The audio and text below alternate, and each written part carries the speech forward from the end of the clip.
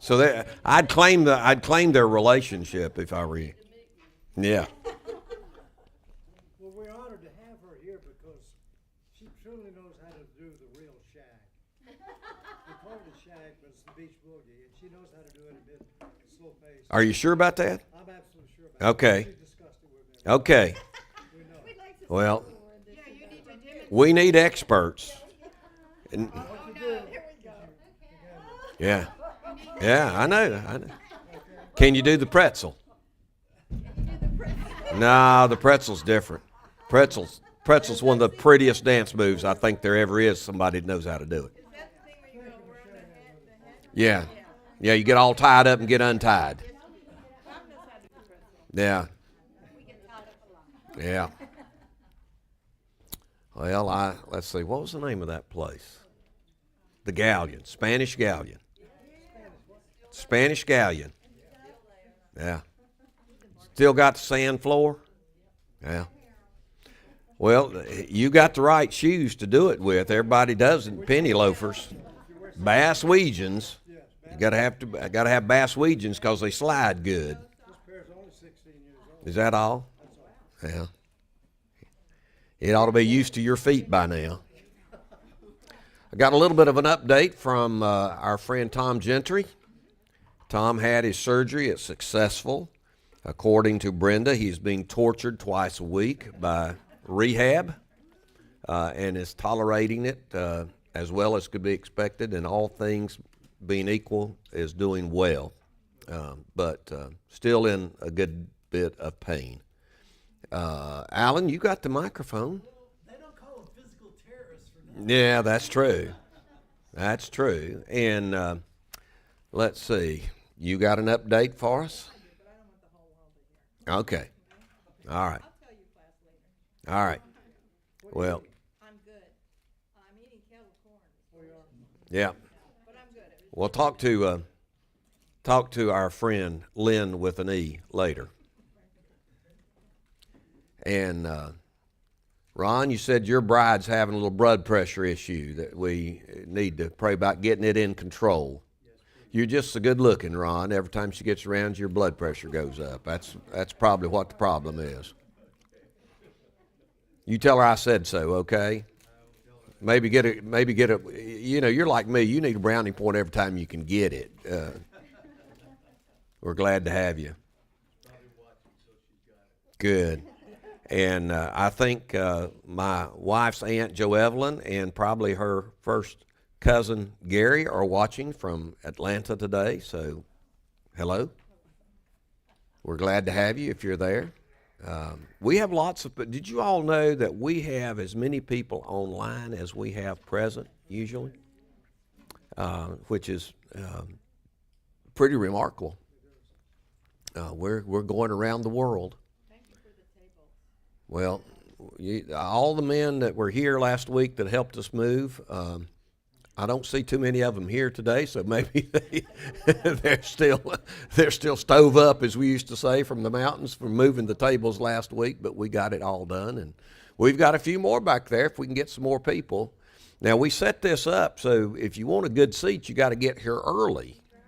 You know, that's the seats with the arms. We need to get some more of those. We just hadn't found any to match them, and we hate to give up the ones we've got. So we're still looking for some. Maybe we'll get some before long. So we're in good shape. I'm getting reports back from our student services area that we are being inundated with inquiries about students coming. And Bob, what we're seeing the increase in is undergraduate. So my whole philosophy is, you know, SES has always been, from its inception, a lot of times directed toward older, more mature students. And I've always, you know, if you study population growth, if you start having children as you're 18 and 20 and your children have them at 18 and 20, you get more generations in 100 years than if you wait 25 or 30 to get them. Well, the same principle applies to students. If we can get students that are 18 to 20, we can multiply those students over a 100-year period than if we wait to get them till they're 35, 40, 45 years old. So that's always been my goal to do that. At any rate, we're doing good. Any other prayer concerns this morning? A certain person in the room, I'll not tell you what her name is, but her initials are Phyllis, has joined the Don't Ask, Don't Tell group. My new mantra, when somebody says, "How are you?" that's my response. Don't ask me no questions, I'll tell you no lies. We just shortened it, Don't Ask, Don't Tell. So that's there was a old country store that had some seeds in it. It had two competing seed stores, or you used to be able to go in and they'd just have a whole rack of seeds. You remember that? And you'd get it. And one of them said, "Best seeds in the world," and the next one said, "As good as any and better than some." So we're doing pretty good, and we're doing better than some, I guess, anytime you want to ask. All right, any others? So what's the setup here? What went on right here? That's graduation. Oh, you're graduating. Yeah. Yeah, it's graduation. So we had to push this back and give us room to come up. We had a good graduation. Yes, Alan? Hey, Phil, I'll just mention it today in case it hasn't come to the forefront of anybody's knowledge. Today's May 14th, 77 years ago. This was a pretty important day. Isaiah 66 was fulfilled. We saw it in real time. Why didn't you tell me that? Didn't want to open it up. Yeah, I know. You forgot. No, I did. I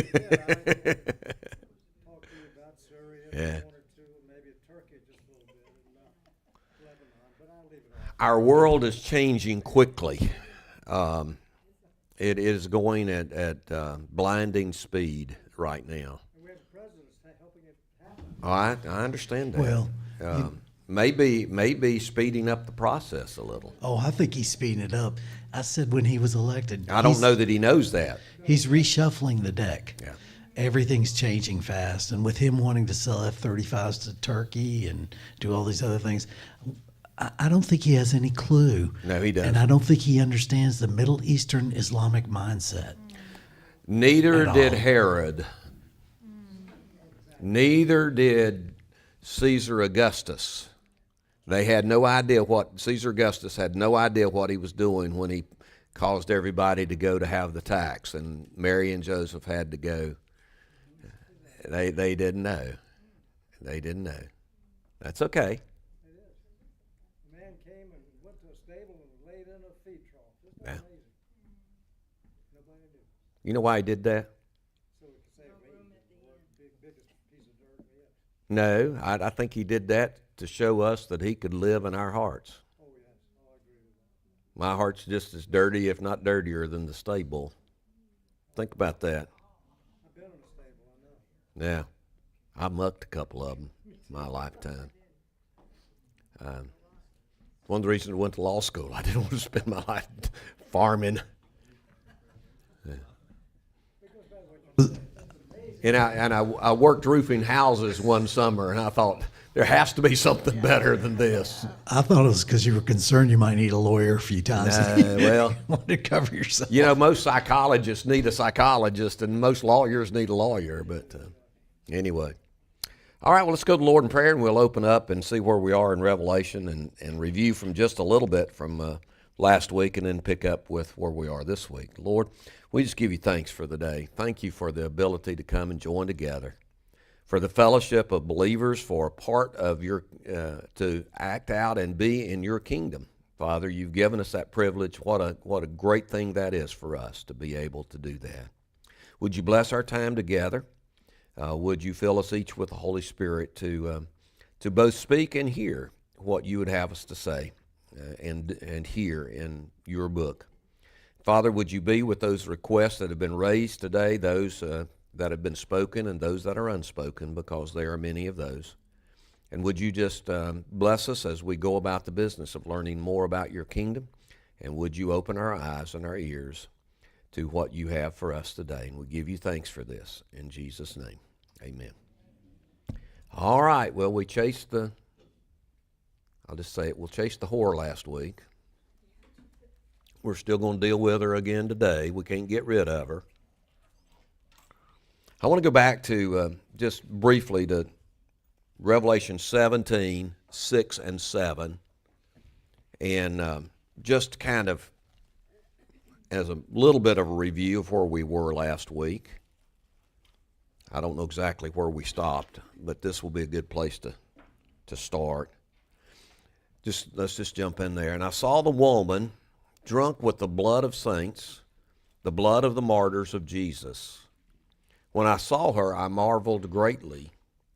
But the angel said to me, why do you marvel? I will tell you the mystery of the woman and of the beast with 7 heads and 10 horns that carries her. This whole sentence, drunken with the blood of saints, there's a lot there in that. I guess it's my old judge time comes together, and you see people, it's almost this vampire mentality, if I can use that, who long to draw blood. And you see serial killers who just do it for the fun of it.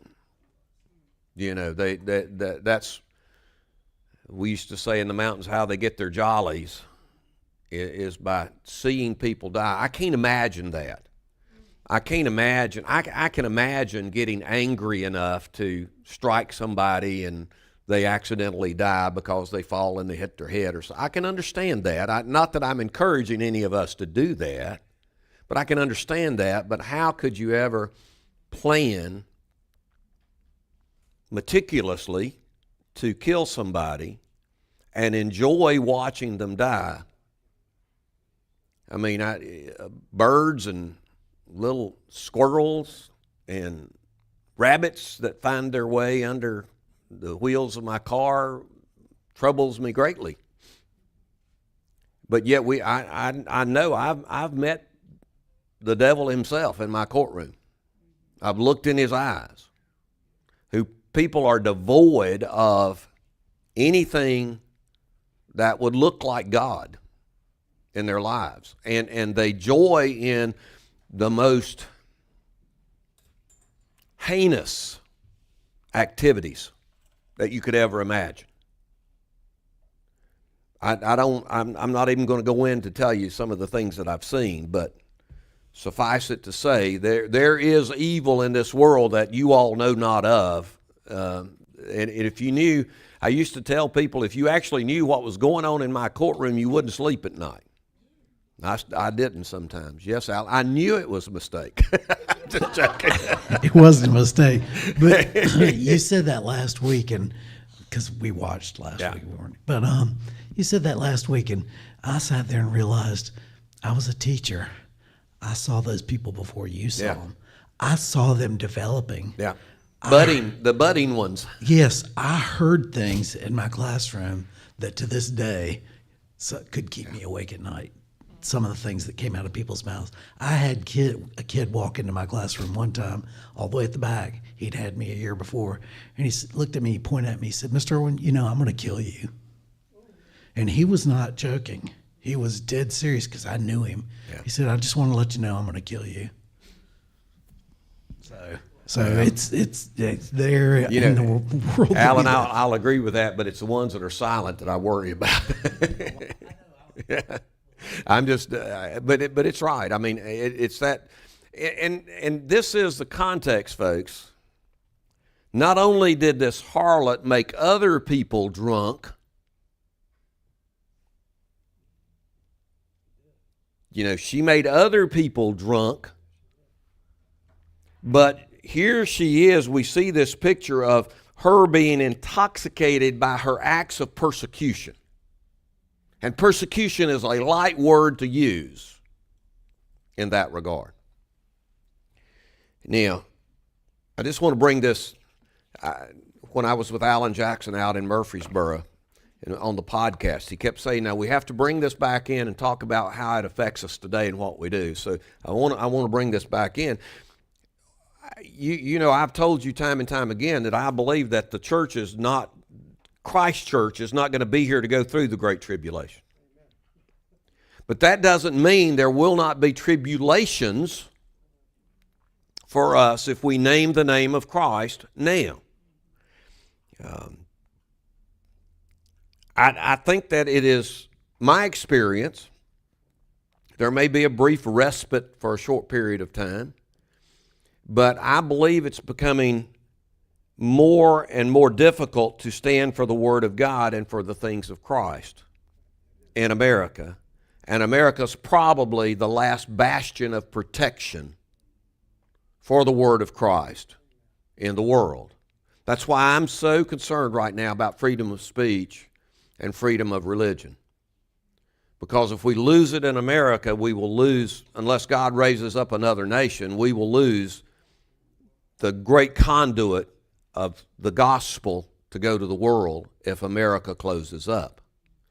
And so if you see some of my writing, there's a lot in there about freedom of speech and freedom of religion and standing for the word and getting the gospel out. And I think that we have a moment of respite. I don't know how long it's going to last, but we need to be using that. And here we've also got a combination. We've talked about here in this these two verses. It talks about with the blood of the saints. And I think that probably refers to the Old Testament saints. So this is really nothing new here in one sense of the word, this tribulation. There was persecution of Old Testament saints. I mean, you know, you go through that. And then we also, and I think, I wish Bud was here because I'm getting ready to say something. We as Protestants sometimes get just carried away with the concept that Babylon is Roman Catholicism. It's not, because I think this passage right here tells us that it's an amalgamation, if you let me use that big word, of apostate faith of every kind. It doesn't matter. It could be the worst Baptist church. It doesn't matter. It could be Pentecostal. It could be Roman Catholicism. It can be any faith that is an apostate faith. And we're seeing that everywhere today as we go about it. And all true believers, again, have already been brought up out of the rapture. Now, we know, and we talked about people coming to the Lord during the Great Tribulation, but the church is gone. And when we use this word Babylon, it's what's left of the church. If you want, I use that term very broadly because they're not believers if they're left. So this Babylon is a composite religious picture, if you will. It covers Protestantism, it covers Romanism, covers cults, covers a whole lot of that which was not raptured at the time of that event. It is confusion compounded, and it is the fountainhead of all religious error and idolatry. Any heresy that's ever been brought into true faith is gathered up in Babylon. That's the concept that we have here. Babylon in the Old Testament persecuted God's people and was the enemy of God. If you remember, Babylon was the one that put the 3 Hebrew boys into the furnace. When John sees this vision of the woman, I want you to understand the magnitude here. We sometimes read stuff and we just kind of pass over it. But when John sees this woman, the vision of the woman, the King James Version says he wondered with a great wonder. John is really taken aback by this. This is the only time. Now, I want you to understand that what John's seeing here. It's not like us reading a comic book. John's seen a lot of stuff. I don't understand what John saw. John doesn't understand what John saw. Sometimes. He struggles to describe it. But this is the only time in Revelation where it says that John wondered with a great wonder. So this is big. That's what I'm trying to say to you. And how would you react? How would you react, I guess, if you saw all the evil in the world, all the false religion in the world, gathered together in one place?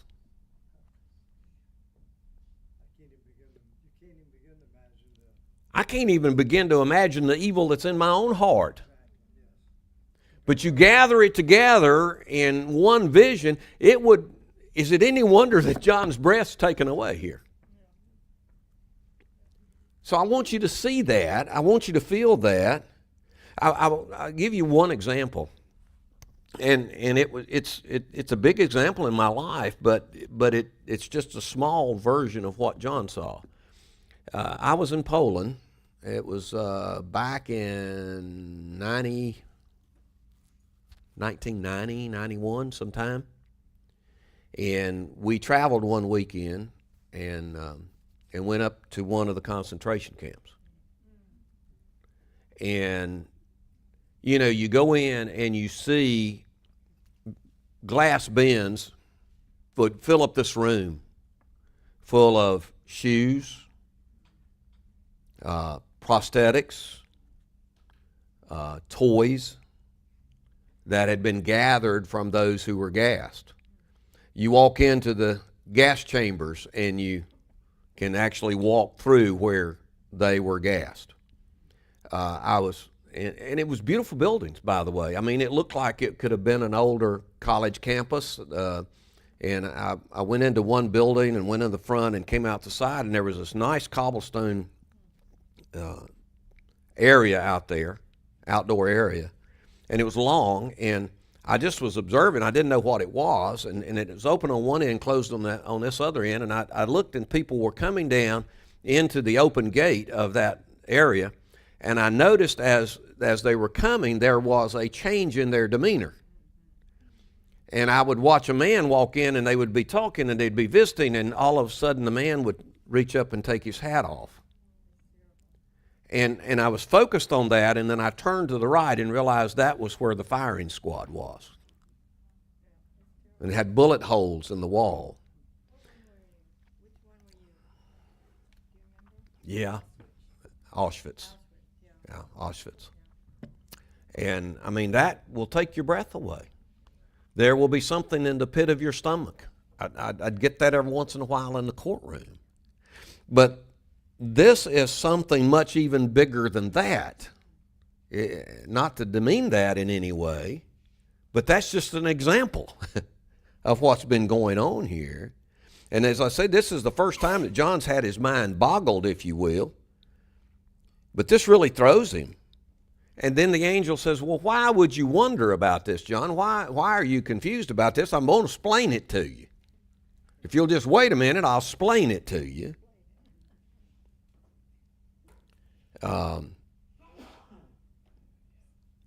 I want to point out something here before we go further, and we'll go into 8 and 10 here. The emphasis here is on the Roman Empire. I want you to see that. You know, when we're talking about this, it's that aspect of the wild beast that John's focusing on here, rather than on the Antichrist aspect of Babylon. And I think we ought to note that as we go into this, and we'll explain that a little bit further perhaps as we go along. So, After having said that, and after got us all excited about that, let's go on to verse 8. And we'll read through verse 8 and 10. The beast that you saw, oh, this is so confusing. I had to read this 25 times and I still don't understand it. All right, you follow with me. This is almost like, do y'all remember Abbott and Costello, Who's On First? Okay, well, this is a little bit like that. So just bear with me. I'll try to explain it to you. The beast that you saw was and is not, and is about to rise from the bottomless pit and go to destruction. And the dwellers on earth whose names have not been written in the book of life from the foundation of the world will marvel to see the beast, because it was and is not and is to come. This calls for a mind with wisdom. Yes, it does. The 7 heads are 7 mountains on which the woman is seated. They are also 7 kings, 5 of whom have fallen. One is, the other has not yet come. And when he does come, he must remain only a little while. There are also 7 kings, 5 of whom have fallen. One is, the other is not yet come. And when he does come, he must remain only for a little while. Okay, let's see what we can do. The wild beast speaks of the past history of the Roman Empire. Is not refers to the present condition of the Roman Empire. It's fragmented, if you will. The Roman Empire, though, is not dead, according to Scripture. It has just fallen apart into the nations that make up Europe today. And then it says in the King James, it's about to come up out of the abyss. Speaks of the reactivation of the Roman Empire by Satan himself as a part of the Great Tribulation period. Now, as we talked about earlier in Revelation, there's been a whole lot of people who have tried to put Rome back together again. Charlemagne tried it. Napoleon tried it. Hitler tried it. Mussolini tried it. The European Commonwealth tried it. Now the European Union is trying it. The United Nations have tried it.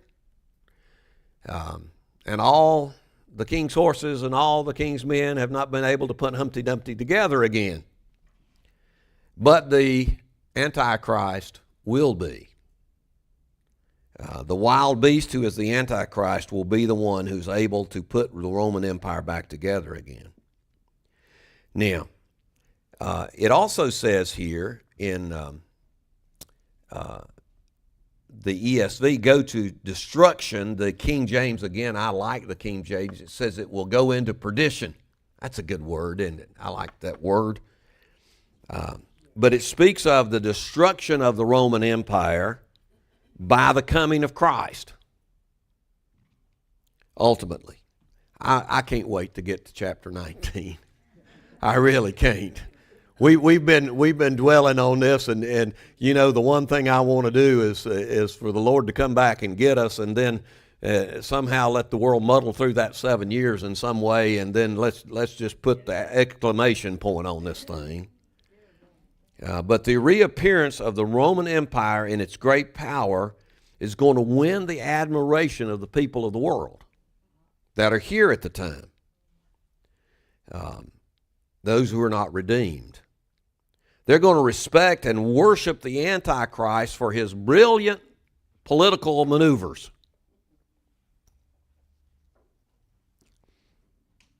And he's probably not going to have to deal with 600 plus federal district court judges to get their permission in order to do it. I didn't say that, did I? Now, God's saints are going to have the mind of the Spirit, and they're going to understand this, and they're not going to be spiritually stupid, those who are here. 1 John 2:20 says this, but you have an unction from the Holy One, and you know all things, but the anointing which you have received of him abides in you, and you do not need for any man to teach you, but as the same anointing teaches you of all things, and is truth and is no lie, and even it has taught you, you shall abide in Christ. then it says that there are 7 kings. Now, I'll confess to you that there's lots of explanations that make sense about these 7 kings. And I don't care which one you choose, they're all going to come out at the same place. But some of the very good scholars say that this really talks about the 7 leaders of Rome: Julius Caesar, Tiberius Caesar, Caligula, Claudius, Nero. Let me go down the list. Julius assassinated, Tiberius poisoned, Caligula assassinated, Claudius poisoned, Nero committed suicide. They didn't come out too well, did they? I'm sure glad that past presidents and past presidents of SES don't go out this way. Bob, it's okay. You can fire me, but the one maybe refers in this case to Domitian, who was the emperor during John's placement in the Isle of Patmos. The other, who has not yet come, may refer to, of course, the Antichrist, who is coming and will put the Roman Empire back together. Really, there's another group that considers it to be the 7 different forms of government that have existed in Rome. I'll not take the time to give you a history lesson, but they are listed as kings, consuls, dictators, decemvirs, and military tribunal. The one, in this case, will refer to the 6th or imperial form of government set up by Julius Caesar, and under which John had been. It was that same type of government formed under Julius Caesar that John had been banished to Patmos. And the 7th and last, though it does not appear, will be satanic in form. So I don't care which one of those you take. It doesn't matter. Regardless of the interpretation that's adopted, the end in view is the same. Antichrist will rule over the reactivated Roman Empire during this Great Tribulation period. That's what's coming, regardless of how you read that. Okay, so let's go on, because this is still confusing a little bit. Any questions about any of that? Explain it to me, and then I'll be able to explain it to you again. Let's read 11 through 14, because it's still a little confusing. But man, we're moving at lightning speed. We only got, 3 or 4 verses last week, and we already got that in this week. It's not even break time yet. As for the beast that was and is not, it is an 8th, but it belongs to the 7, and it goes to the destruction. And the 10 horns that you saw are 10 kings who have not yet received royal power, but they are to receive authority as kings for 1 hour together with the beast. These are of one mind, and they hand over their power and authority to the beast. They will make war on the Lamb, and the Lamb will conquer them, for he is the Lord of lords and King of kings, and those with him are called and chosen and faithful. Hallelujah. I like that part of it. Now, as we go through here, at times in Revelation, this description of the wild beast will signify generally the Roman Empire, but it also signifies this last or the 8th head of the Roman Empire, which we recognize as the Antichrist. Now, it is, you remember I told you, in the last few verses, I told it was kind of referencing Rome. Now it's referencing the Antichrist here in this particular provision. Situation, and he's the little horn in the. You remember Daniel? Aren't you so glad we went through Daniel? I don't think I'd have any chance of understanding Revelation if we hadn't gone through Daniel. But you remember Daniel's vision back in chapter 7, a couple of verses. I considered the horns, and behold, there came up among them another little horn, before whom there were 3 of the first horns plucked up by the roots. And behold, in this horn were eyes like the eyes of man, and its mouth speaking great things. And the 10 horns out of this kingdom are 10 kings that shall arise, and another shall rise after them, and he shall be diverse from the first, and he shall subdue 3 kings. So the Antichrist in Daniel was a little horn that really came to control the 10 kingdoms by taking, first of all, 3 kings out of business, but he then comes and rules over all 10 of them. So when it says here, again, that the beast that was, it refers to the past history of the Roman Empire.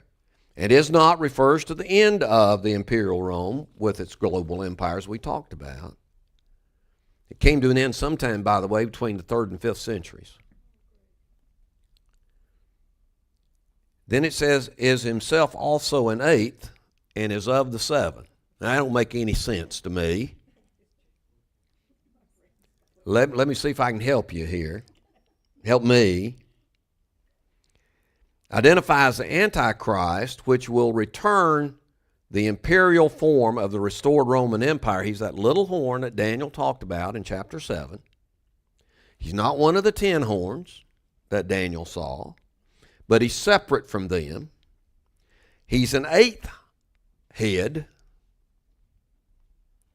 but in this 7, yet he's going to be one of the 7 because he reinstitutes the Roman form of government. Okay? He's separate and apart, but he goes back and he pulls the 7 back, so he becomes part of that 7. He restores that last form of government in Rome. Now, that's going to confuse you. It's confusing me, but that's what it says here. You know, sometimes you just have to go along with what it says. And that's the only explanation I can give to you, the only way that makes it sense to me. It's a new horn. It's an 8th horn here, but it comes back and consumes the 7 and becomes the 7. It dominates the 7, if you will. Does he come as a peacemaker? Oh, yeah. Till it's too late. Till it's too late.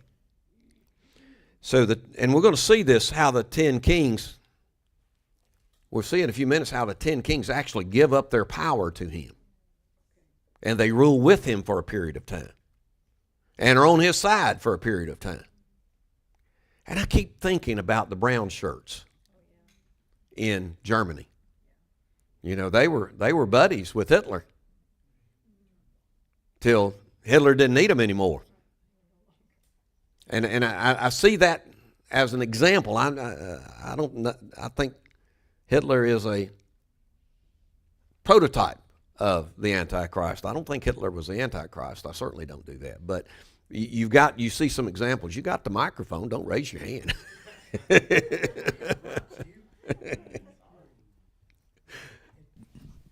Interestingly, what you said is so true. And I don't know who the quote's from, but it's basically the children of the revolution are eaten by the revolution. Mm-hmm.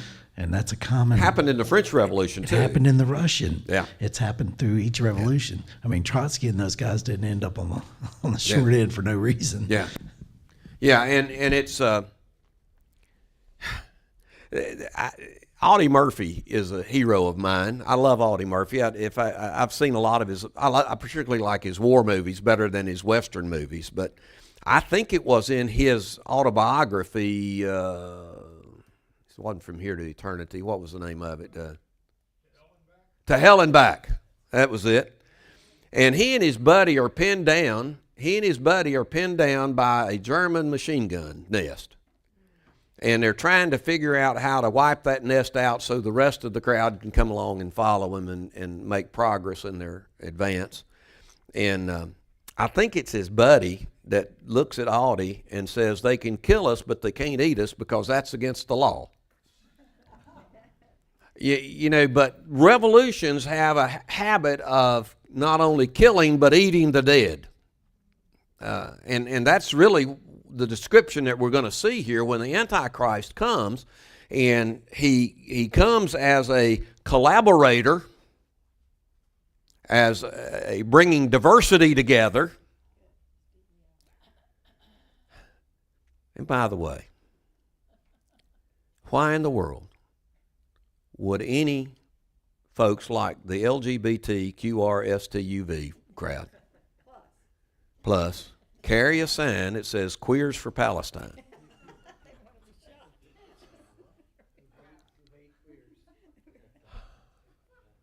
I mean, just take that over down the streets of Saudi Arabia or Iran and carry your sign down one of those little streets and see how that works for you. Now, I'm not being critical of anybody, but that's just stupid. You know? That's just stupid. Yeah. Yeah, I mean, that's beyond depravity. That's just the lack of a mind. You know? I mean, I don't understand it, but we're going to see a lot of that, you know, with the Antichrist comes in. And we're going to see that with these kings. They're going to buy into what the Antichrist is doing, but then they're going to be consumed by him. And they will lose their power. He's going to pick them off. So again, we see these 10 horns that are 10 kings. They're the same horns of the 10 horns we saw in Daniel 7. And they're going to reign with the Antichrist, but will ultimately be subservient to him.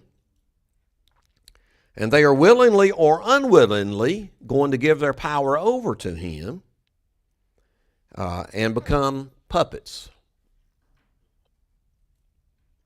Verses 15 through 18. We might get through chapter 17 here sometime today. And the angel said to me, the waters that you saw, where the prostitute is seated, are peoples and multitudes and nations and languages. We've seen that before. And the 10 horns that you saw, they and the beast will hate the prostitute. They will make her desolate and naked and devour her flesh and burn her up with fire. Now that sounds like a really nice horror movie, doesn't it? For God has put it into their hearts to carry out his purpose by being of one mind and handling over their royal power to the beast until the words of God are fulfilled. And the woman that you saw is that great city that has dominion over the kings of the earth. We've seen this before. You remember when the beast came up out of the water, we talked about that. When you see water, particularly in Revelation, it has to do with a sea of mankind, of every stripe, every color, every gender, whatever, how many there may be at any given time. And it's all ethnological groups. All groups joined together. It's the sea of people, a sea of nations, if you will. And so I think this symbolism is in harmony with what was used in the Old Testament as well. And I'm not going to go back and do that because I don't know that it's all important. But if you want to see that symbolism in the Old Testament, Isaiah 8:7 will give you some, and Psalm 18, will give you some. That's Isaiah 8:7 and Psalm 18. But the position of the harlot is going to reveal to us that she's ruling over this sea of folks for a short time. Now, the 10 horns are the 10 kings, as we told in verse 12, who rule over the different divisions of the Roman Empire. And they, in turn, are giving over their power to the beast of all their kingdoms, solidifies the Roman Empire under the Antichrist, and enables the Antichrist to lift himself up as a world dictator. There's no mention of America here, by the way.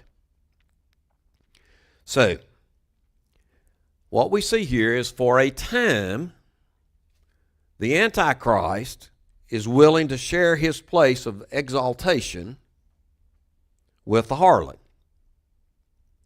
Since she's also sought to advance his cause, she's been a proponent, but the problem is that as she advances his cause, she divides his glory because she gets some of the glory. And if we know anything about the Antichrist, what will we know? The one and only. I want, when we talk about only Christ, that is what causes the Antichrist, what causes Satan to be so jealous, because he wants that position.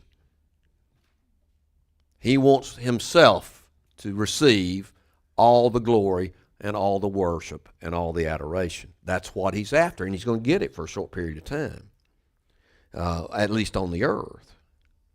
So he hates this concept. He allows the prostitute, the harlot, to come along because he needs her for a little while maybe, but he hates this concept that he has to share his glory with her. So not only is the Antichrist, I think, going to break his covenant with Israel, but he's also going to break his relationship with this apostate church that's represented in the harlot. You remember again, I hate to use this as an example, but the church in Germany very much tied into Hitler.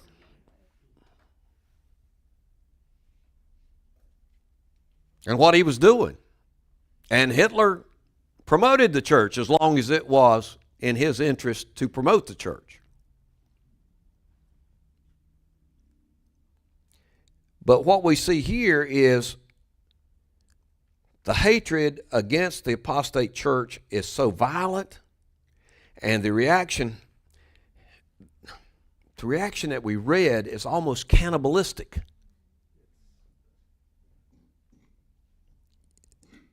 Picking of her bones, burning them with fire. Repugnant to me. As a little boy, that might have been exciting. I don't know. I never did like horror movies very much, but I want you to see that is an example of a great hatred that even the Antichrist has against the false church. And as I look around me and I see apostasy within Christianity, it dawns on me, this is the fate of the apostate church.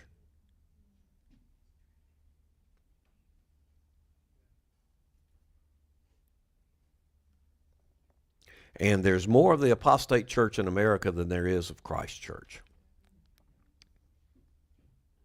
Barna says that less than 15% of the people in an evangelical church on Sunday morning know what they believe and why they believe it.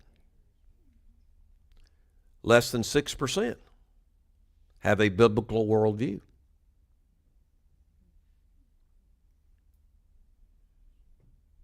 Evangelical churches. It's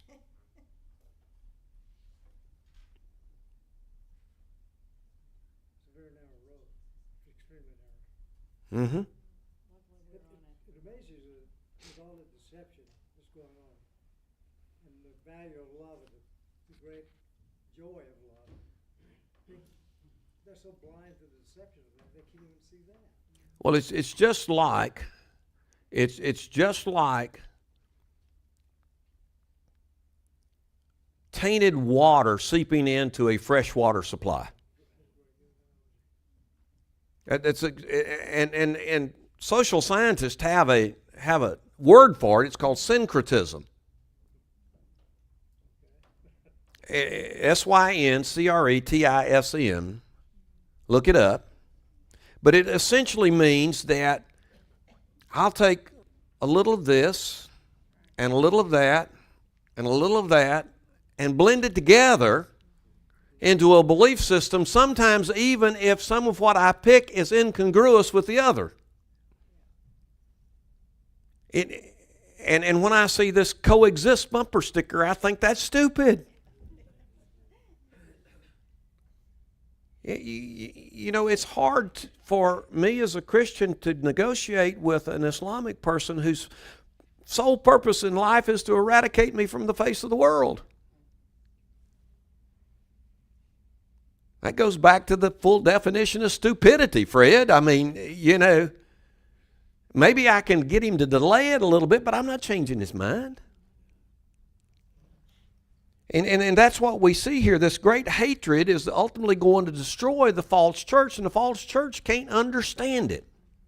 They are drunk from the wine of the prostitute. And ultimately, that false church has no victory. It never comes into the presence of Christ. It is not raptured.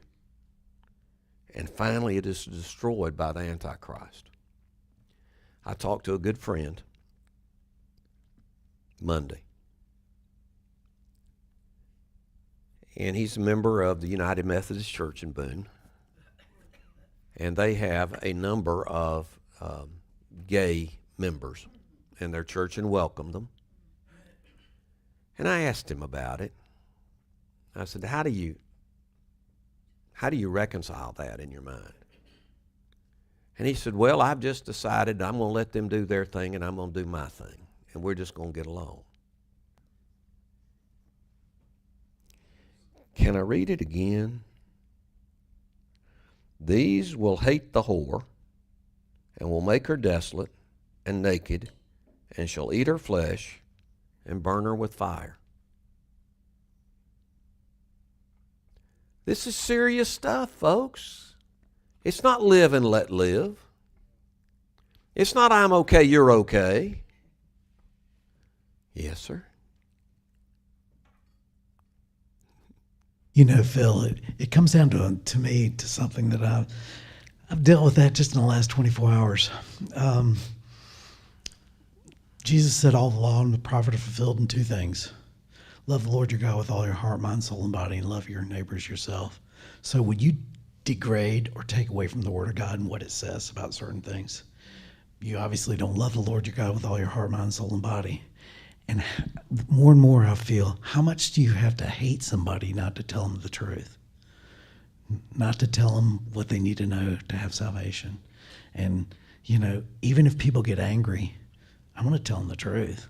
I had one of my best friends in college was gay and loved him. He's dead now. Loved him till the day he died. Thought the world of him. But I told him I will in no way approve of your lifestyle. And he understood where I stood, and I understood where he stood. But I said, but you know, I can't tell you anything other than what I know is to be the truth. And if I do that, then I really am not your friend, and I don't really like you. Well, if I go to the doctor and I've got some problem, I want the doctor to tell me the truth. If I'm going to die in the next 6 months, I'd like to know it. You know, if I've got something that I could get better from, I'd like to know it. How do I get better from that?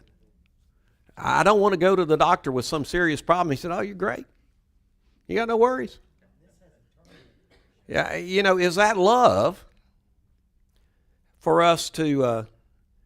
Y'all ever read the Berenstain Bears to your grandchildren and our children? They've been around for a long time, probably 40 years anyway.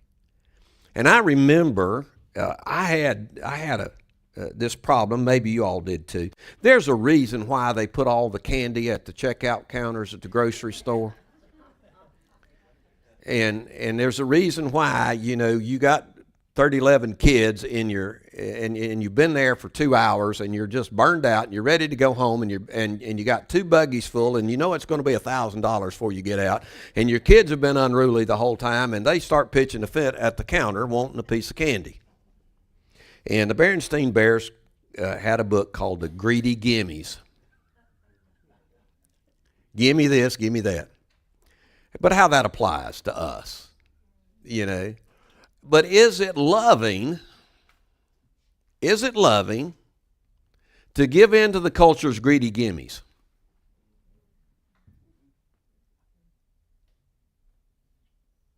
Think about it.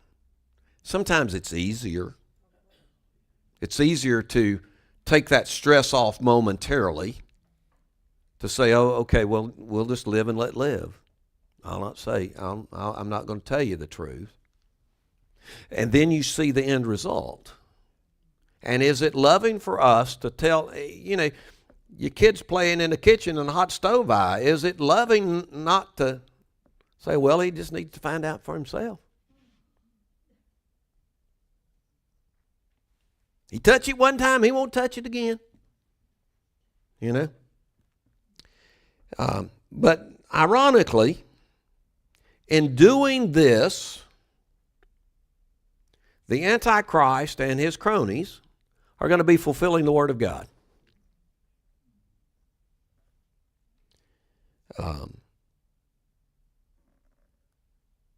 By eliminating the apostate church, though, the way is going to be cleared for the worship of the Antichrist. He's removing the competition. Now, the woman here, as we've talked about, is a religious system. It's not a particular religion. It's just the amalgamation of all false religion into one pile. Let me just very quickly, I'll get through this, and then we'll take a break. And I think there's one further identification here, because I think it's also symbolic of the city of Rome in all of this, under the Antichrist. Okay? So this is a very frightful, but it is a just end of the apostate church. But at the same time, it introduces the darkest hour the world will ever see. The reign and the religion of the Antichrist is the inevitable end of the distrust which began back in the Garden of Eden, when Adam and Eve rejected the Word of God. You remember what that first temptation was? Is that really what God said? Forget the apple, or whatever fruit it was. Probably wasn't an apple, honestly. Johnny Appleseed hadn't come along yet.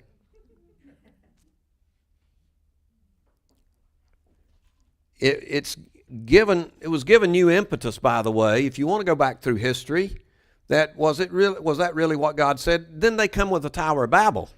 We're going to build this structure, and we're going to see God. We're going to get right up there with Him. And then ultimately it climaxed in the crucifixion of Jesus Christ,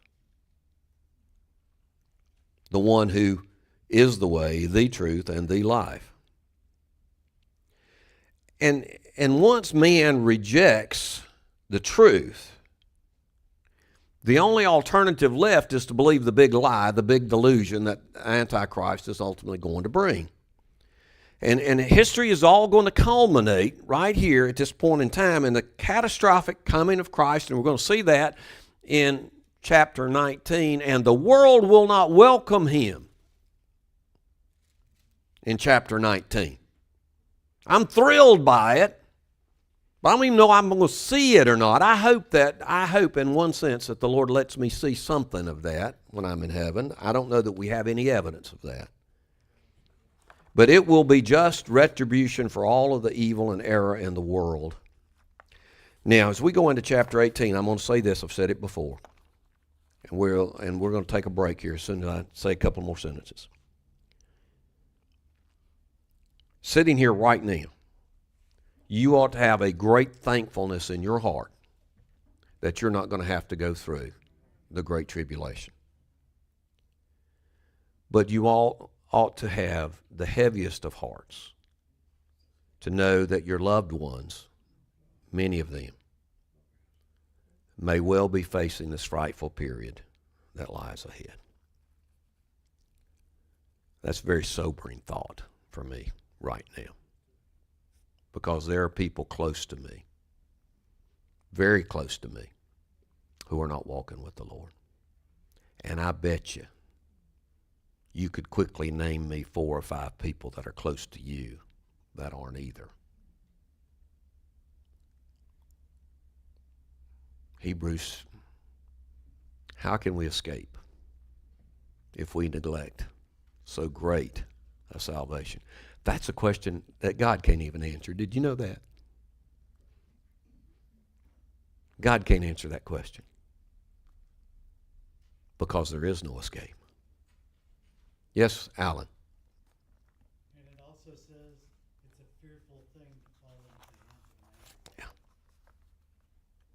Oh, but God's loving, Alan. How could a loving God, and I've got to preach on that sometime in July at my church. My pastor called me and said, "You're going to preach on this." I said, "Okay. I don't know what I'm going to say, but I'll give it a shot at it." Because that's prevalent. That's a heresy that's going through the church, that God is love. Yeah, we forget that, and you know, there's some truth to that. We don't go around and say God has love. We don't go around saying a tree has wood. A tree is made up of wood. God is made up of love, but also God is made up of righteousness.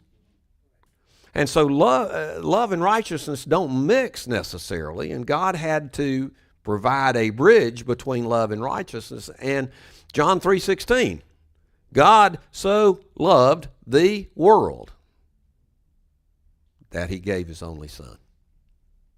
Billy Graham used to say it this way. He said that religion is man's attempt to reach God. Jesus Christ is God's attempt to reach man. But isn't ultimate love giving you what you want?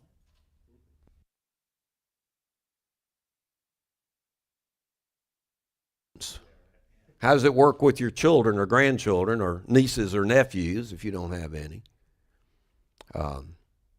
My little grandson, they asked him on his birthday what he wanted for dinner, and he wanted ice cream. Well, they gave it to him on his birthday, but that's not a regular thing you want to give a kid for dinner.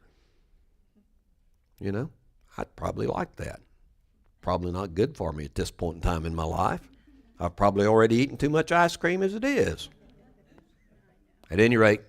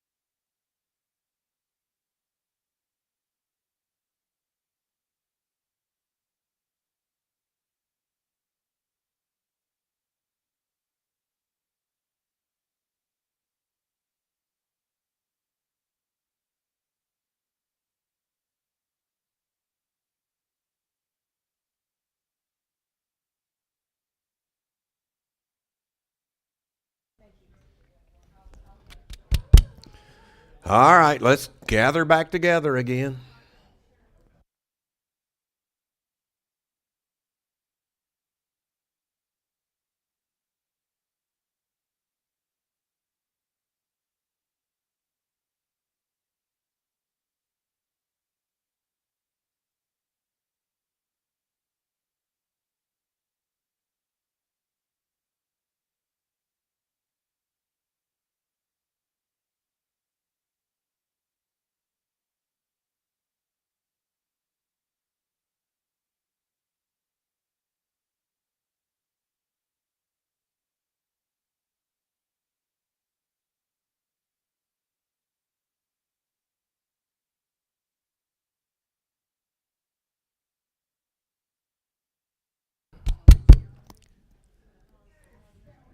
Run them on in here.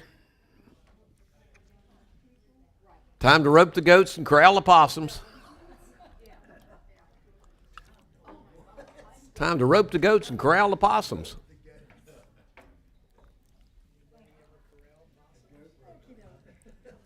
They're easy to corral. They just roll over and play dead. You just got to pick them up and throw them wherever you want them. You know why God created armadillos? So rednecks could enjoy possum on the half shell.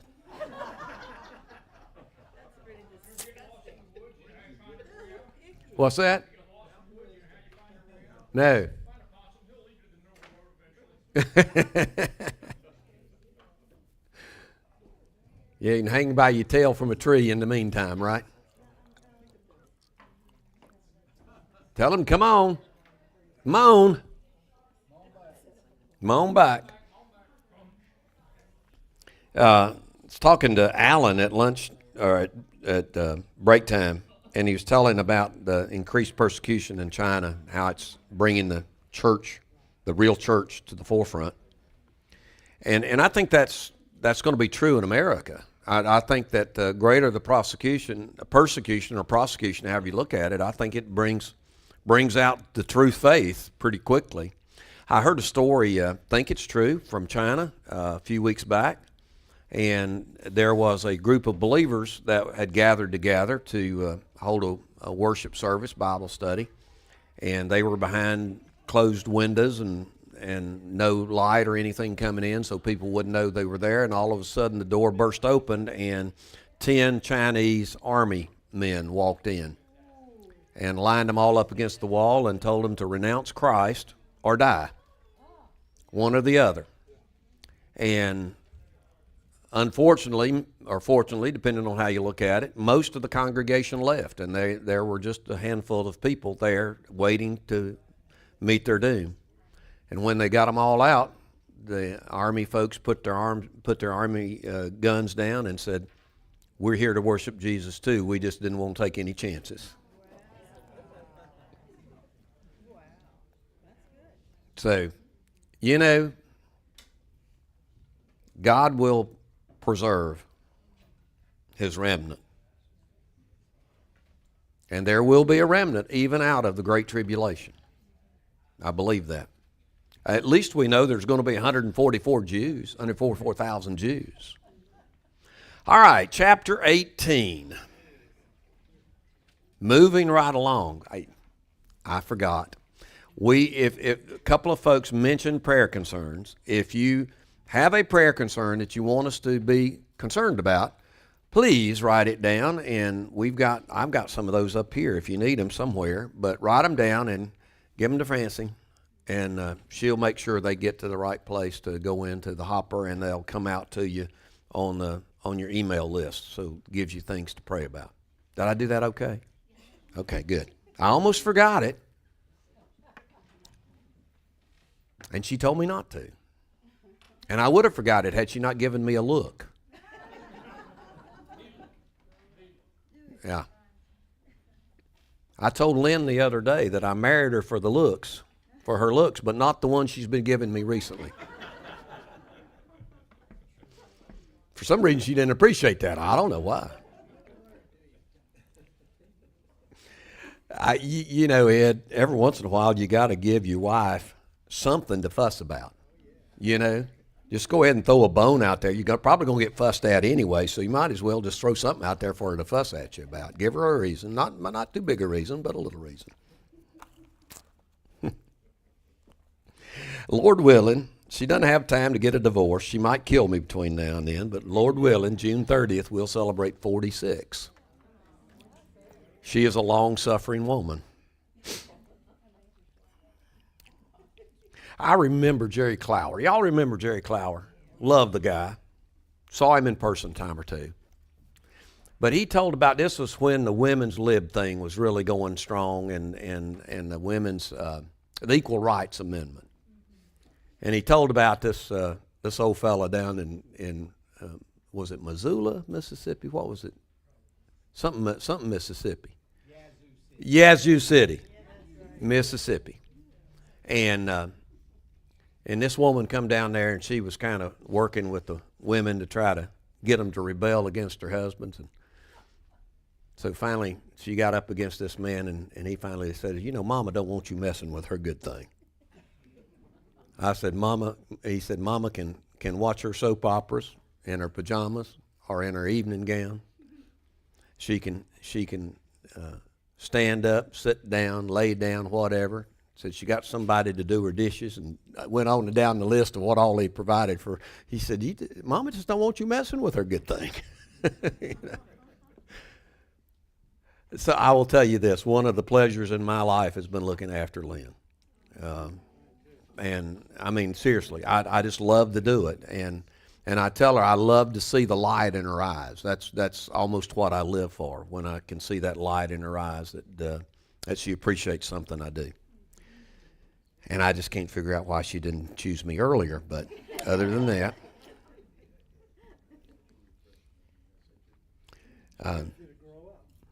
We went to a nice restaurant when we were, and by the way, if you're ever in Gatlinburg, Tennessee, and want a good meal, go to the Peddler. It's a wonderful steakhouse, but you gotta get there early. It's a whole lot better than the Peddler in Boone. Whole lot better. Yeah, not even a comparison. But you gotta get reservations. You gotta get them at 5 o'clock or very shortly, because it just fills up even beginning of the week. But she had an old boyfriend who had taken her to Arby's to eat. That was a special day to taking her to Arby's, and she almost married him. Came down to me and him, but anyway, I won out finally. And no, and I said, now we can go to Arby's if you'd like, instead of the Peddler. But she opted for the Peddler, and I said, you don't know how close you came to being an Arby's girl. But anyway, it's strange looking back how God works things out, isn't it? It's really strange. That's if there is a gift of growing older, I think it is the ability to look back and see how God is in all things working for our good, even when we don't think they're good at the time. Thank God that there is something good about old age that He gives us. Okay, so we just saw the destruction of religious Babylon. In chapter 18, we're going to talk about the destruction of commercial Babylon. And then we're going to also see the reaction of both earth and heaven to that destruction. And they're quite a bit difference in the way heaven looks at it and the way earth looks at it. So in chapter 17 and 18, as we talked about getting into it, I really think that there are two Babylons that are referenced here, two separate Babylons. There are people who will disagree with me, and that's okay. When they get to heaven, they'll find out how wrong they were. But in chapter 17, the Babylon there is ecclesiastical, if you'll let me use that word. It is religious in its nature. And Babylon of chapter 18 is economical. It is an economic Babylon. It is a commercial Babylon, if you will. The first is religious. The apostate church, which has entered the Great Tribulation. Remember, we said there'll be a lot of churches who will meet the first Sunday after the rapture, and they won't miss a member. We're talking about that church. The second is a political and a commercial Babylon. And this commercial center is loved by the kings of the earth. We found out that the religious Babylon was not necessarily loved. In fact, it was hated by the kings of the earth, but this Babylon is not. And the apostate church is destroyed by the kings of the earth. And the kings of the earth here is destroyed by the second coming of Christ. I don't think that these two Babylons are one and the same city. Now, again, you'll have people who'll argue, and they'll argue very effectively, and I don't really care. But it's just the gospel according to Phil. I think they're two separate cities. I believe that the mystery Babylon is Rome, and then when it goes down in the midst of the Great Tribulation, the religious center is going to shift to Jerusalem. Because it is at Jerusalem that the false prophet's going to put up this image of the Antichrist in the temple. Okay? Now, commercial Babylon, I think, is, and this is, I'm getting out there a little bit, so y'all just bear with me. I think commercial Babylon is the ancient Babylon that will be rebuilt as the commercial center of the world in the Middle East. You know where Mr. Trump is right now? You know? It kind of makes you think. You know, the commercial center of the world is not America, I promise you, according to Scripture, but I think it's going to arise in the Middle East. And the city is the final capital of the political power of the beast. Now, I think a few years ago, it would have seemed, maybe 50 years ago, it would have been really far-fetched to assume that the financial capital of the world would end up in the Middle East. But then you got, you know, with the oil crisis, the gas crisis in the past, where they cut off the spigot and the whole world goes to a standstill in a hurry. And I think the wealth of the world is moving to that particular area. When back in 2001, I guess, somewhere in that neighborhood, Franklin Graham invited me to go to Lexington, Kentucky, to a festival that he was doing in the Rupp Arena there. Fine place, by the way. And the guy I was riding with came to me on Saturday. We were supposed to go back on on Sunday morning. And he came to me and he said, "Do you want to stay tonight?" Said, they're wanting us to stay tonight for the last meeting of the festival. And I said, "Well, you know, as long as you get me back to work on 9 o'clock on Monday morning, I'll do whatever you want to." And he said, "Well, you don't have to worry about that." He said, "We're going to fly in Franklin's jet back to Wilkesboro, and then they'll take us from Wilkesboro to Boone." I said, "That's all the more fun." I said, that'd be great. So he got somebody to drive his car back, and we flew with Franklin. But that afternoon, we didn't have anything to do, and there had been a couple of guys that had come to the festival the day before and had told some of Franklin's folks that if any of y'all want to come out to the horse farm, we'll show you around.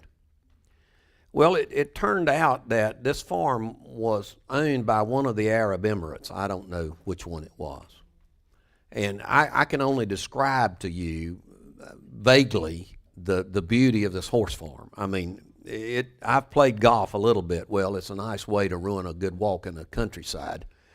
But Doug and I play golf, and we've seen some golf courses that are not very well kept, and some others that are pretty nice. The pasture looks like a green. I mean, beautiful. They got the crisscross, you know, design with their mowers and everything. They took us into the birthing area where the horses are raised there, born and raised, and I mean, it was nicer than the room my babies were born in. The breeding room, I mean, it was a fine banquet hall where they'd watch the breeding go on. And then we went over into the house. And what's that famous department store in England? Harrods. Okay. There's suit after suit after suit lined up around this big, almost half the size of this room was a closet.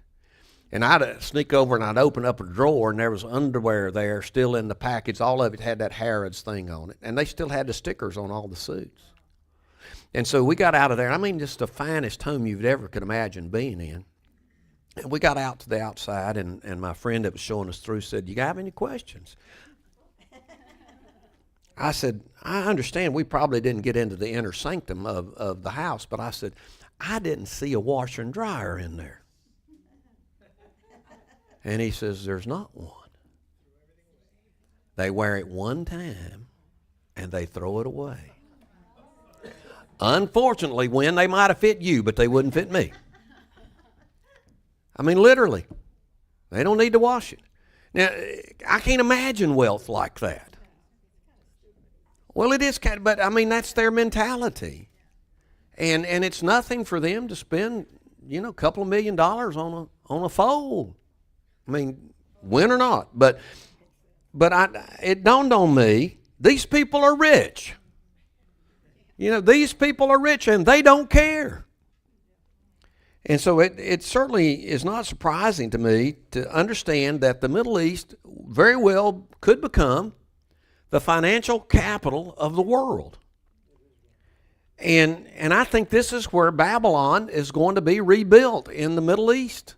And I don't know that it's going to be, the old Babylon, I don't know whether it will be rebuilt in the same place, because the Euphrates has moved over the years. Moved about 14 miles down the road, as we say, in the mountains. And so I don't know whether it will be the same location, but I think it's going to be somewhere close.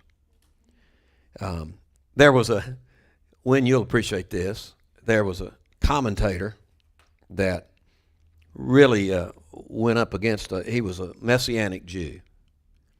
And he was kind of trying to downplay the Jewish folks, and he wanted to know, kind of sarcastically, he said, "Why is it that God gave all of the Arabs the oil, but Israel doesn't have any?" And his response was, "God gave the Arabs oil and the Jews the Bible." And I don't know that I'd want to change, but that's the oil's going to run out quick enough, but the Bible's going to last forever. I actually, when I was in Tulsa, I dealt with some of these people. Very interesting people, mostly very nice people. I was in Canada, and I went to eat dinner with an Islamic guy, and it was a steakhouse, and he ordered a salad and a steak and a baked potato, like most people do. Got his salad. He was eating it. So that's just the best salad he'd ever had in his life. And I punched the guys with me. I said, "You think we ought to tell him that it's got bacon in it?" But, whatever. He liked it, so we didn't tell him. Now,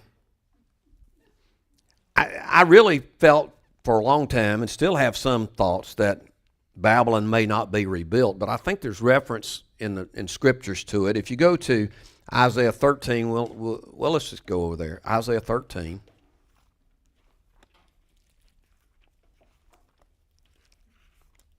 I should have marked it.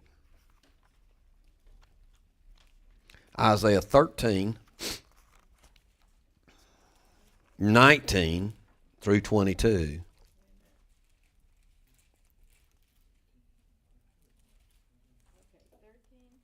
Yeah. 13, 19 through 22. And Babylon, the glory of kingdoms, the splendor and pomp of the Chaldeans, will be like Sodom and Gomorrah when God overthrew them. It will never be inhabited or lived in for all generations, or no Arab will pitch his tent there. No shepherds will make their flocks lie down there, but wild animals will lie down there, and their houses will be full of howling creatures. Their ostriches will dwell, and their wild goats will dance. Hyenas will cry in its towers, and jackals in the pleasant places. The time is close at hand, and its days will not be prolonged. And I read through 22, but you're going to see some of that in just a minute. But this is, in Isaiah, after Babylon has been rebuilt, it's going to be destroyed again. So I want you to see that in connection to what we're getting ready to see here in chapter 18, that's before us. I don't think, again, it's going to be rebuilt on the same spot, but I think it's going to be rebuilt. Now, there are contrasting views here of the destruction of Babylon, commercial Babylon. And I think this viewpoint and perspective are going to be very important for us, and I think we're going to see them very clearly. The first reaction is that reaction of men of business and politics, and it's going to be one of great anguish when Babylon is destroyed. I get the picture of the Great Depression on steroids. Okay? You know, you hear stories about people jumping out of windows and killing themselves when the stock market crashed in 29. But I think this is going to be at a level that we've never seen before. When Babylon is destroyed and the lifeblood of commerce is destroyed, you're going to have a lot of anguish on earth. It's going to be weeping and wailing and gnashing of teeth, because to them it will be the deepest part of tragedy that they can get to here, because it's going to be the total bankruptcy of commerce in the world. And you can imagine what that would do if everything falls apart. We hear stories about what happens if our grid goes down here. You know, how are you going to talk to your neighbors? Lynn and I don't have regular phones anymore. It wouldn't do us any good if we had regular phones, because the electricity's going to be off and it won't work.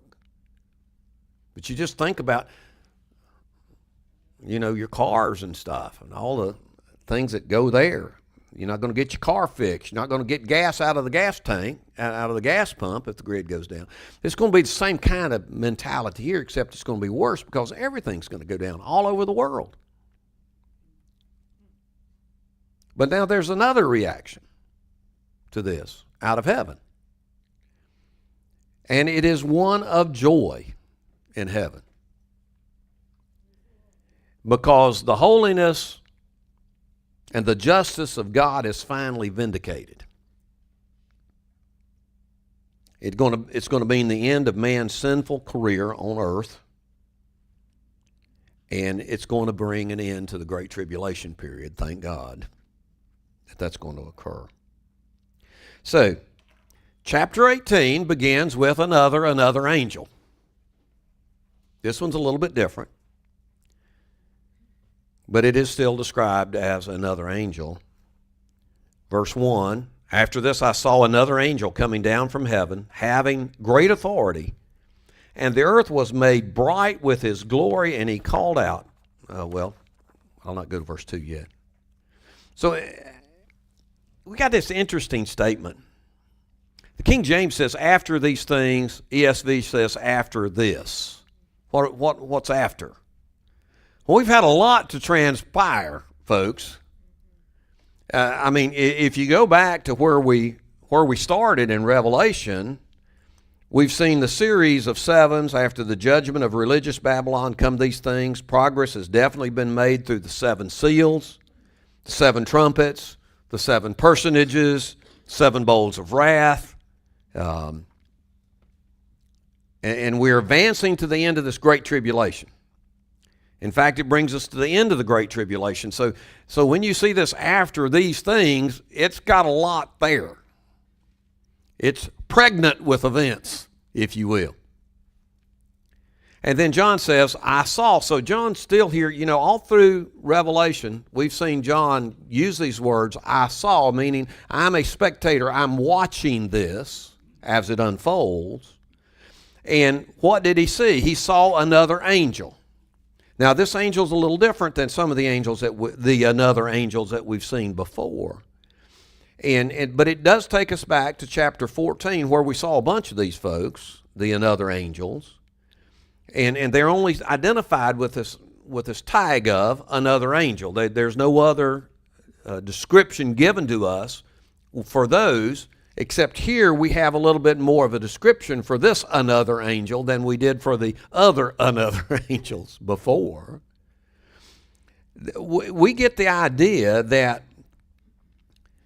this angel is a divine, supernatural messenger of God over and above what the rank of those other angels were, because we realize this angel has great authority. He's got great power, and he's probably of superior rank to those angels that we saw back in chapter 14. And he's bringing an important message this time.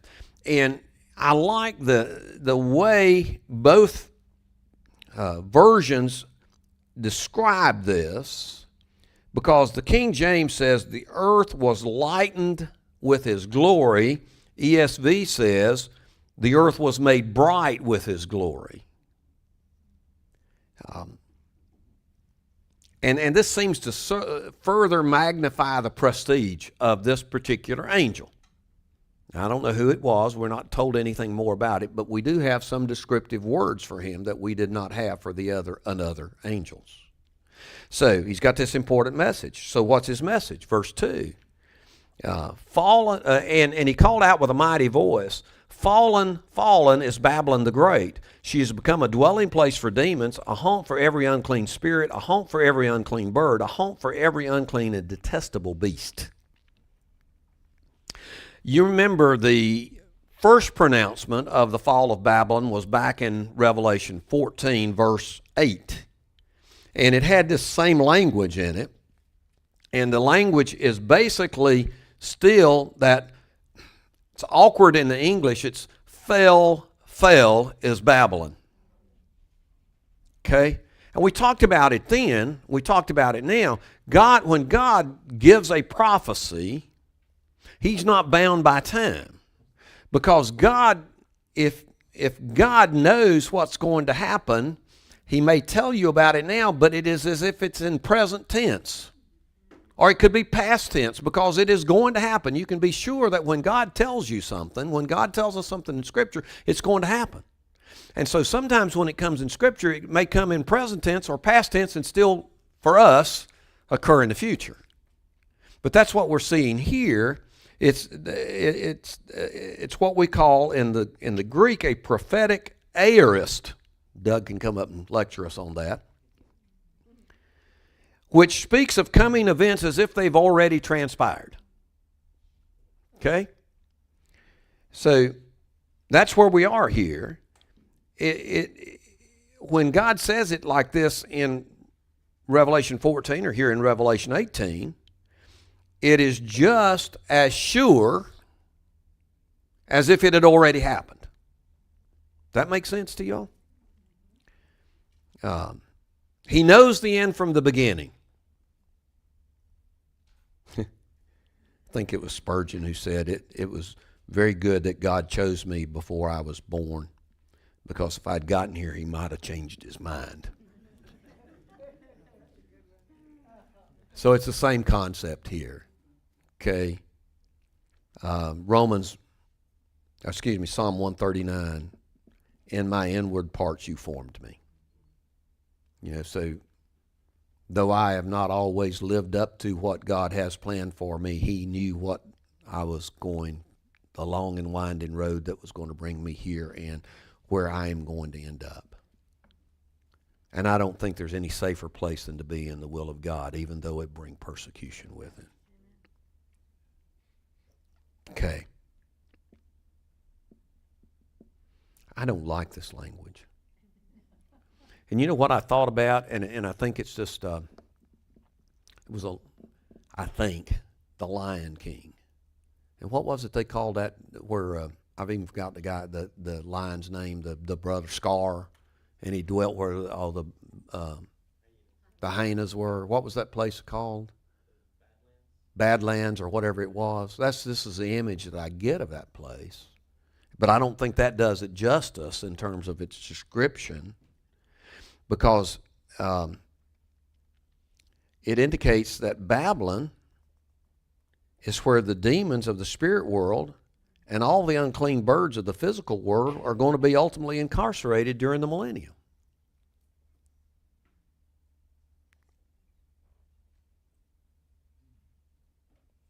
Check Jeremiah 50. Let's just turn over there. This is very similar to what we just read in Isaiah. Jeremiah 50. I almost turned to Lamentations. That's a pretty good place to turn reading all this. Jeremiah 50. Now I got it, and we're going to start reading at verse 38. Now I got to turn one more page to get there. Jeremiah 50, 38. Let me get it and make sure through 40. A drought against her waters, and they may be dried up, for it is land of images, and they are mad over idols. Therefore, wild beasts and hyenas will dwell in Babylon, and ostriches shall dwell in her. She shall never again have people, nor be inhabited for all generations. Sounds almost eerily the same, doesn't it? Wonder why that is. If this is true, I think there is no prophecy that I can find which forbids Babylon from being rebuilt and this then occurring to it. But ultimately, regardless of what that looks like, Babylon will end up being the headquarters of demons and has been the place of rebellion down through the years. And I just want you to see the contrast. You're going to go from this golden city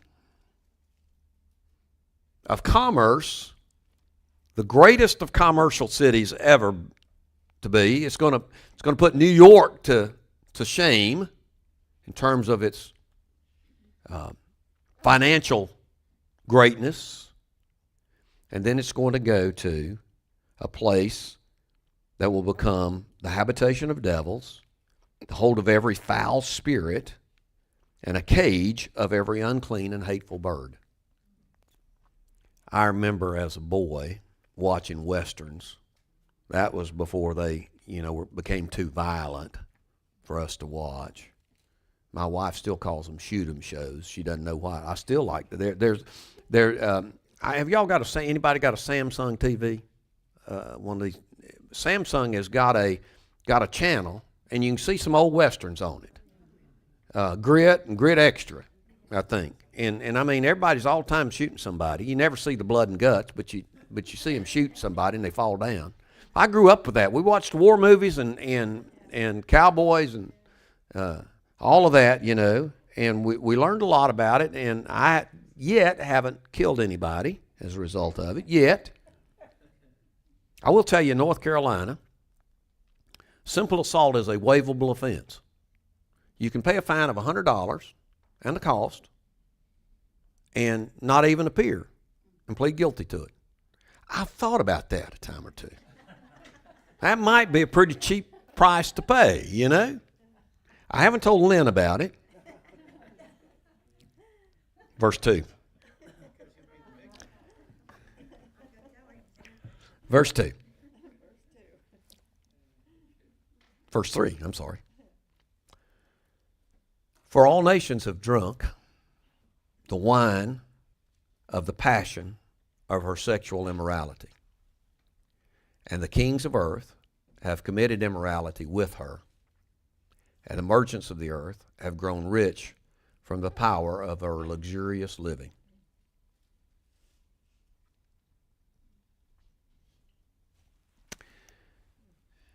There's two ways to interpret that word there in the Greek. It could be interpreted have drunk from or have fallen prey to. And you could describe it either way, but it's the same thing. Both have good manuscript authority, and I think both could be true there. The normal rendering here is what we just used. It's used in the ESV and also in the King James. All nations have drunk of the wine of the wrath of her fornication. And you remember what we said about the prostitute, the whore, earlier? What did we say about her? You remember chapter 17, just earlier today? Verse 7? Yeah, we said a lot. Verse 7. Verse 6. And I saw the woman drunk with the blood of the saints, the blood of the martyrs of Jesus. And so now we're finding here that the nations that are left during this great tribulation have drunk of the wine of the wrath of her fornication. It is an unholy alliance between government and business. We've seen some of this in our day. Have y'all been watching the news? Doge? I saw something yesterday. I don't know whether it's true or not, but it's on the internet. It has to be. James Comey, former FBI director, signed off on a $16 million grant to himself.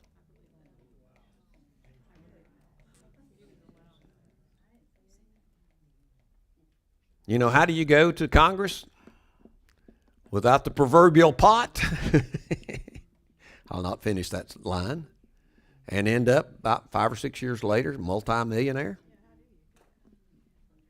AOC being an example of that, and I don't want to pick on that because there are Republicans that are that way too. I'm not.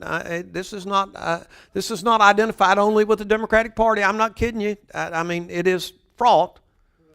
It is political, and politics is it is a mistress, and not a kind mistress. Sometimes I've seen that firsthand. But this just shows you this unholy alliance who people. I told you the story about the lady who told me she wasn't going to vote for me. I told you about that. She told me, she said you're a crook, and I said, you know I'm not a crook. She says, well, if you're not now, you will be as soon as you get elected. And that's almost the mentality here that we see, this unholy alliance. People go to represent us, and they don't end up representing us. They represent the easy path.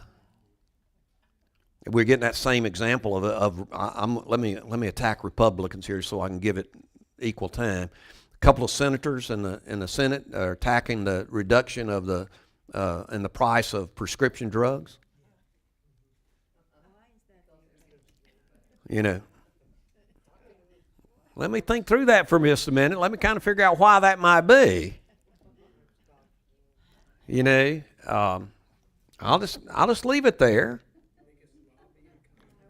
Now this is an interesting thing. I want to point this out.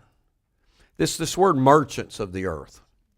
It's a little bit misleading because I think of the folks that try to sell you a suit of clothes in the store. You know, I don't know why I thought about that in the middle of the night last night, but I remember I used to go into the stores back when we had suits, and the guy was just special. You know, he'd come in and he'd lay suits out on the counter, you know, and he'd go back and lay shirts in with them and he'd tie ties up so you could, you know, see how it'd look and tell you how good it looked, you know, while he's holding the back of your coat to make it look like it fit, you know, when it really didn't. And I bought my last suit off the rack.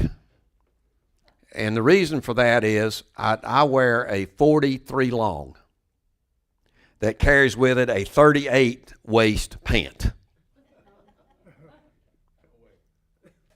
And there's no way that a 38 waist pant can fit into a 43 long suit. If you fill up that 38 waist pant, a 43 will not fit you.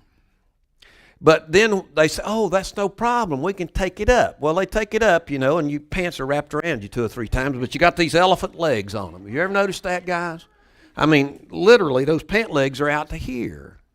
And so I don't do that anymore. I'll tell you where I go buy my suits, but you buy the suit and the pants separately.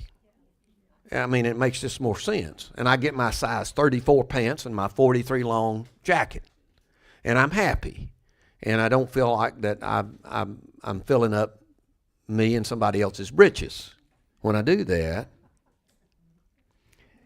But that's not what this merchants means here.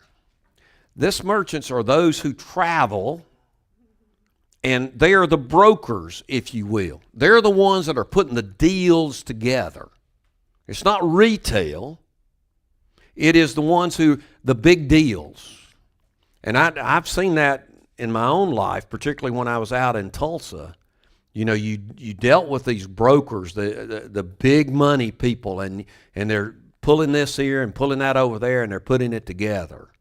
I'm involved with one right now for our church, and there's a guy that's pulling we're trying to buy about 14 acres of property there in Boone to expand our church. By the way, I want to give a little. We're on we've got our little sanctuary. Some of you may have been in our sanctuary, I don't know.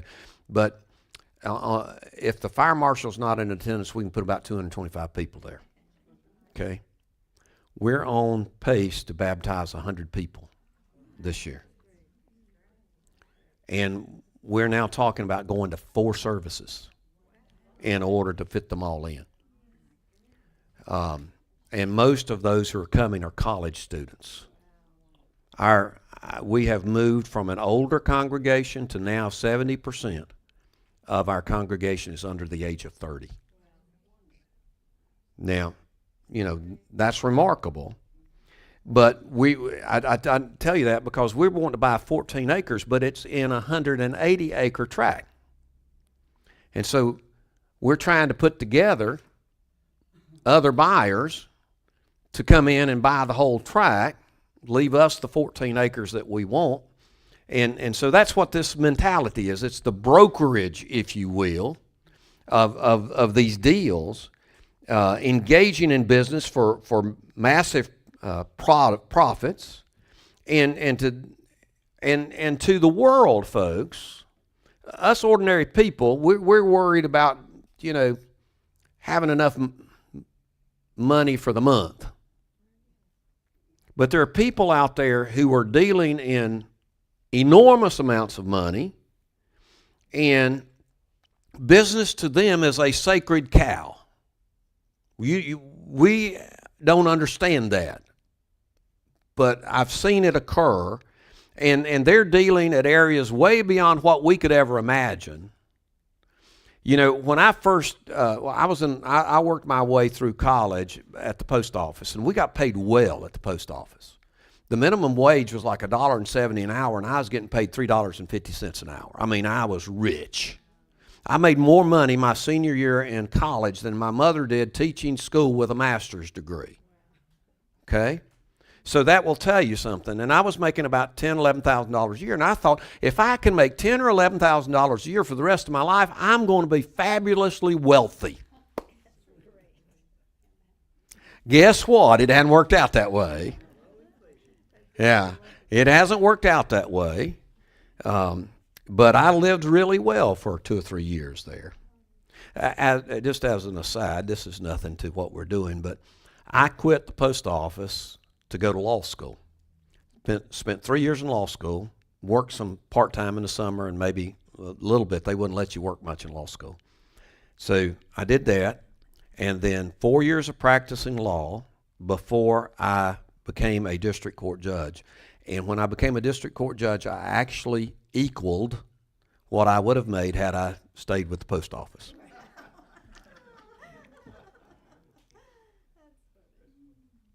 The first year I practiced law, I qualified for food stamps. I didn't get them, but I qualified for them. But guys, I drove a Datsun 280Z. Borrowed every penny of it. But it was a wonderful car. I wish I had it back. I wish I had it back. I loved that car. Yeah, it was a bullet.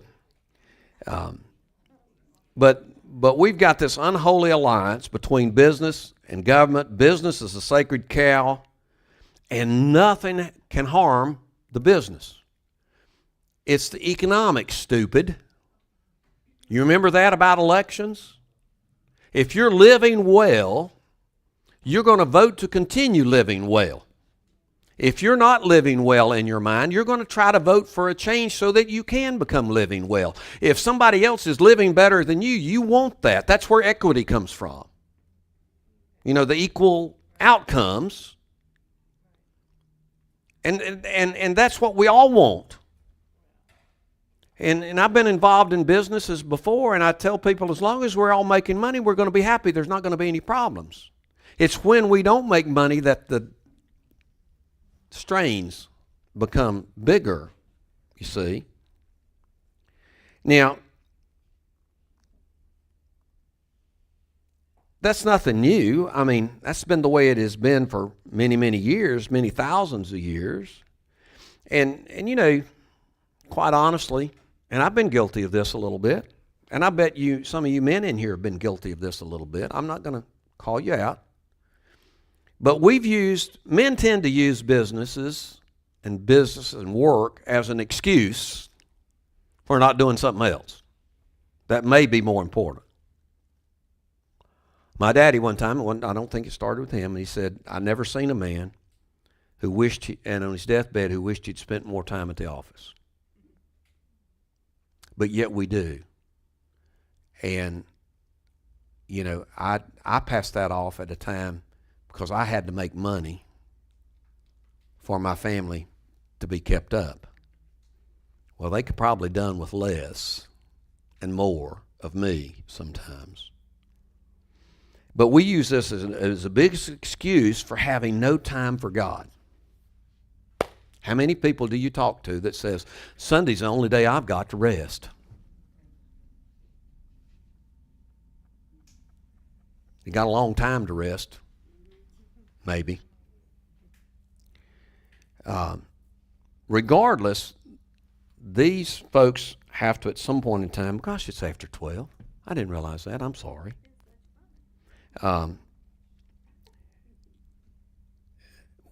The idea is that we're all going to have to stand before God not only for our time but for our money. And God is going to judge godless commercialism. Big business is in for big trouble. I can assure you that. And it's had a rough time up till today. I'm sorry. I'd lost time and track of time. So we'll pick up there next week. Hopefully. I shouldn't have told too many stories.